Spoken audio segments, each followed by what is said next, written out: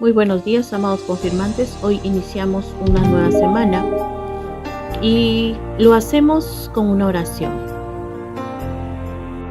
Hoy la clase se trata sobre el crecimiento de la Iglesia Nueva Apostólica, parte 1. Actividades y ocurrencias de los apóstoles. En 1863, el llamamiento de los apóstoles, Preus para Alemania del Norte y Schwarz para los Países Bajos. En 1864, el llamamiento de los apóstoles Vossische para Silesia y Berlín y del apóstol Holm para Alemania del Sur, el apóstol Hoppe para Norteamérica, el apóstol Stechmann para Hungría y Siebenbürger. En 1872, los apóstoles Menkhoff para Renania en Alemania, y en 1878 aquí hubo una ocurrencia. El profeta Heyer señala al apóstol Hullner como apóstol, pero ¿qué ocurrió? Que el apóstol Preus no lo reconoció, ¿no? Entonces pasó que en ese mismo año, ¿no?, fallece el apóstol Preus, aquel apóstol que no reconoció al apóstol Hullner, ¿no? Entonces el profeta Heyer presenta en Hamburgo al apóstol Hullner como el nuevo apóstol. Se propone a ello el dirigente de Hamburgo. Él no estuvo de acuerdo con esta propuesta del profeta Heyer, ¿no? Entonces ni una parte de los hermanos y hermanas tampoco estuvieron de acuerdo, teniendo en cuenta la decisión del apóstol Preus, que ya había fallecido, ¿no? Entonces se produce aquí una separación. Los partidarios de Heyer y Hullner se retiran de la comunidad de Hamburgo para no causar conflicto, ¿no? De allí en adelante, el norte de Alemania es atendido por el apóstol Menkhoff. En 1879 se ordenó al apóstol Hanting para la India, hoy Indonesia. En 1881 se ordena al apóstol Kers para realizar actividades en Alemania Central. Y en 1886 la ordenación del apóstol Niemeyer para Australia. Una carta de reconciliación. Los apóstoles Menkhoff, Kers y Niemeyer escriben al apóstol Wolfhausen. ¿Se acuerdan que el apóstol Wolfhausen fue el último apóstol católico apostólico en ese entonces, cuando se bifurcan, ¿no?, los sentimientos espirituales? Aún con vida estaba el apóstol Wolfhausen. Bueno, ellos mandaron la carta pidiendo una reconciliación, ¿no? Pero ¿qué pasó? Que la carta nunca fue contestada. La obra apostólica del nuevo orden, surgida de la comunidad de Hamburgo, en principio se denominó Misión Cristiana Apostólica Universal.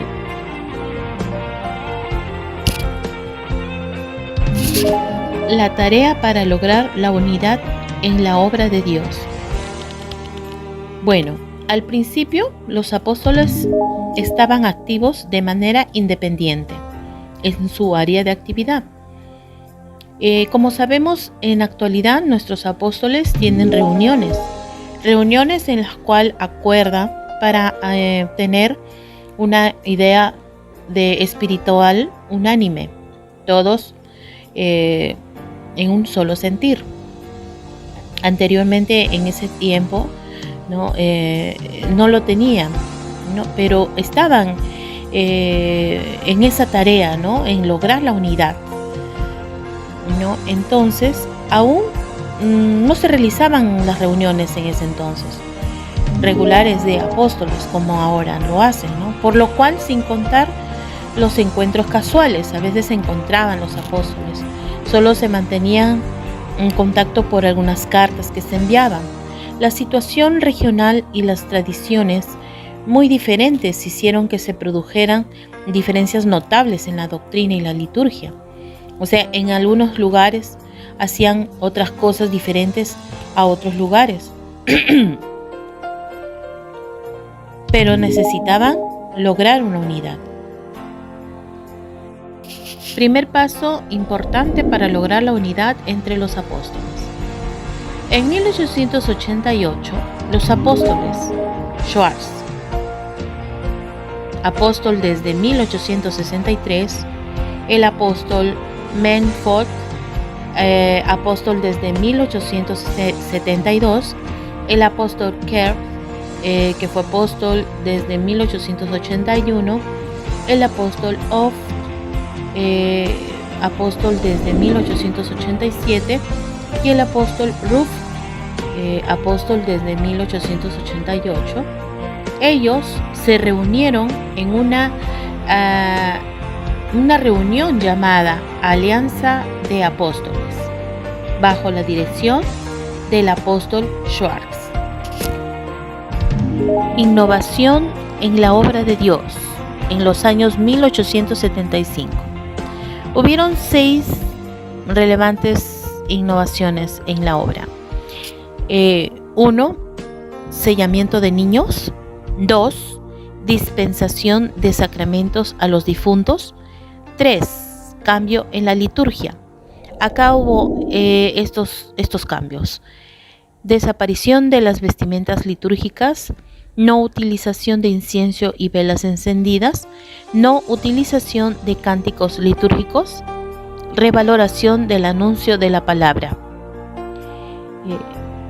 4. Armonización en la doctrina y anuncio unificado de la palabra de Dios. 5. En 1884, publicación de la revista de la Iglesia, El Heraldo. Y 6.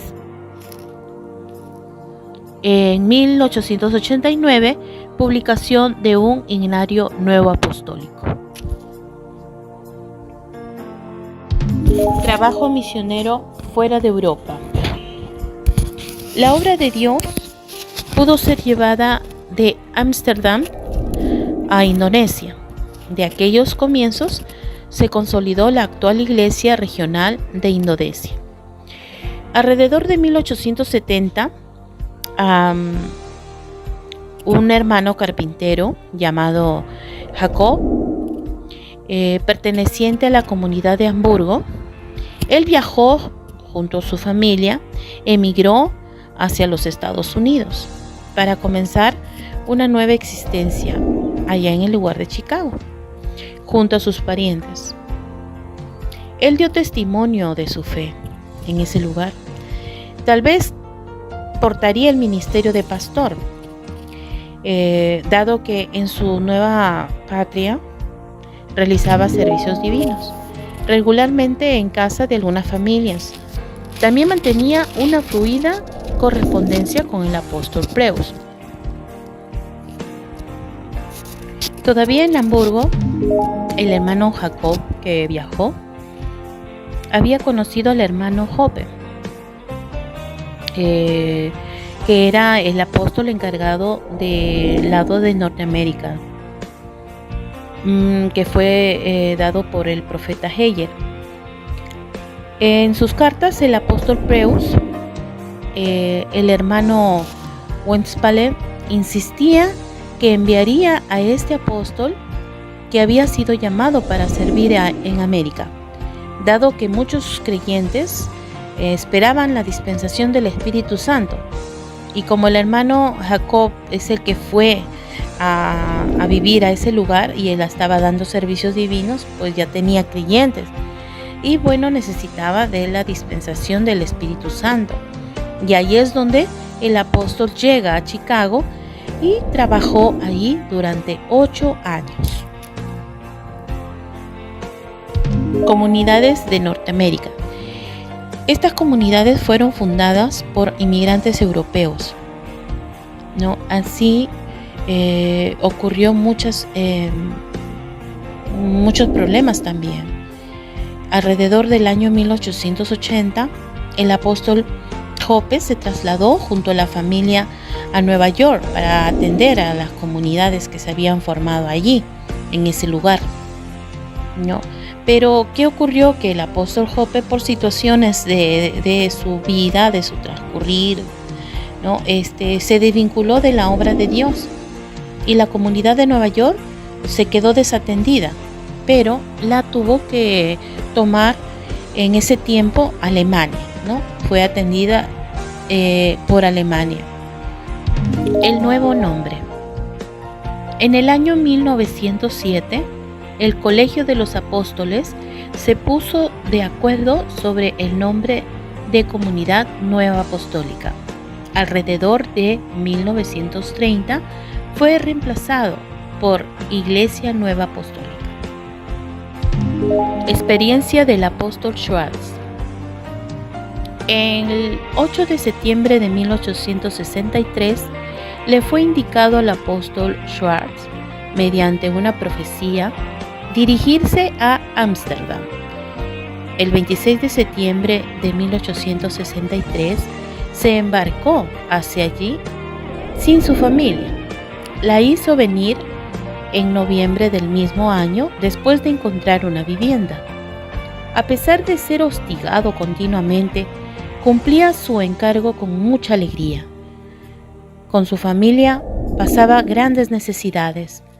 Cuando una vez más la situación se hacía insostenible, recibió una carta conteniendo dinero, mucho dinero, con una indicación. Este dinero es para usted, si niega a ser un apóstol. Ustedes digan, ¿cómo se habrá sentido el apóstol ante este ofrecimiento? Con esta fortuna inesperada, el apóstol Schwartz y su familia podrían haber vivido holgadamente por bastante tiempo, pero él devolvió el dinero inmediatamente con una observación. Gracias, pero ¿cómo podría negar a mi Dios y mi enviador por un poco de pan?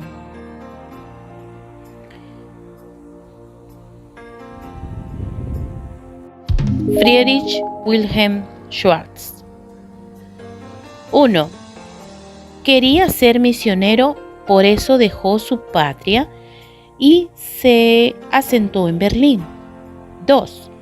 En Berlín se contactó con la comunidad católica apostólica de esa ciudad y fue sellado en 1848.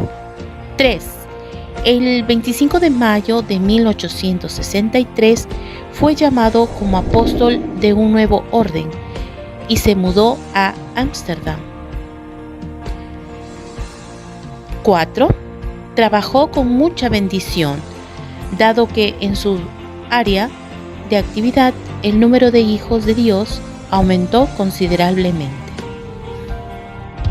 Bueno, hermanos, como hemos escuchado, el crecimiento de nuestra Iglesia Nueva Apostólica también tuvo sus dificultades, pero entre todo lo que pasó, las diferencias, los pensamientos, siempre prevaleció el Espíritu Santo, el sentir, ¿no? Buscaron la manera de unificarse, ¿no?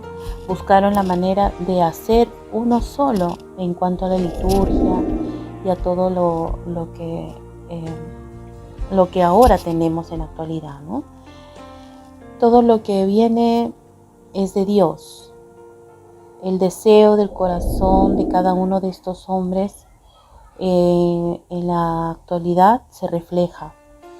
La situación en la cual nosotros vivimos cada servicio, está reflejado todo el sentir y el trabajo de todos estos hombres que hicieron de la palabra de Dios la realidad que ahora tenemos, una casa de oración, una iglesia en donde nosotros podemos ser educados espiritualmente. La Iglesia Nueva Apostólica es nuestra casa, una casa de oración y una casa en la cual escuchamos a nuestro Padre Celestial a través de estos hombres que son nuestros siervos. Amados jóvenes, espero que puedan también leer nuestro catecismo, buscar sobre nuestro origen y puedan respaldar el sentimiento espiritual. Nos vemos a la próxima clase porque tenemos la parte número 2 del crecimiento de la Iglesia Nueva Apostólica. Oramos al terminar la clase y que tengan un bendecido fin de semana. Nos preparamos siempre, hermanos, para la venida de nuestro Padre Celestial.